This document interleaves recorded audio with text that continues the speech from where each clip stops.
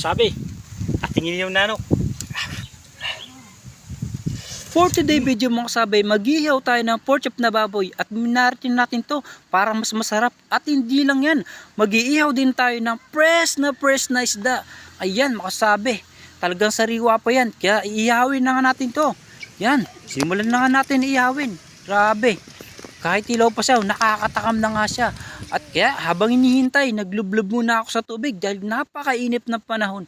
Kaya't hindi lang yan, napaka-relax, napaka-fresh ng tanawin dito. Grabe, talagang matatanggal lang yung problema. Kaya nga, tinignan ko muna ang aking inihaw. Yan, takam na din sila. Oh. Yan, at di lang yan, pati na rin ako. Natatakam na, naglalawin na talaga ako. Di na ako makapaghintay sa sobrang sarap nito. Grabe. Kaya yan, hihintay ko na to dahil alam ko maluluto na rin to agad. Kaya nga, hinanda ko na rin ang aking pagkain ng kanin. Kaya yan, simulan natin.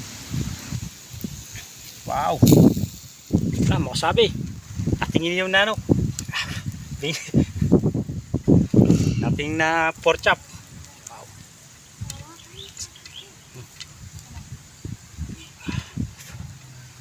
Mo sabi.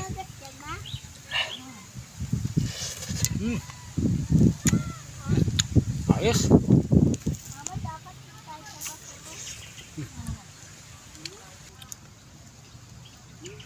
Sabi, kain tayo. Malaki ako, mama. Okay. Kakain din po kami, kukuha lang dahon. Sabi. Sa pero ang manila po sa tabing ilog.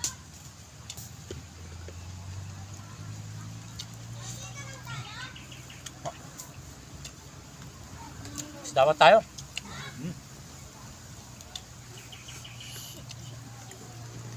Hindi maglapan mo na. Ayun, dapat kita. Ayun, kita. Aray ko, load. Sarap. Sabi, kain tayo. Aray ko.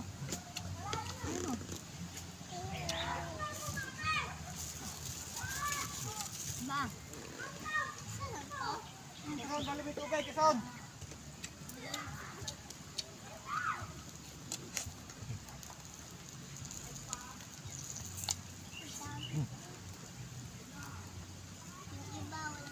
Ay.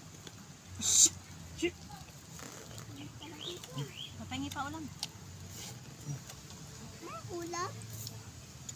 Akin na lang yan.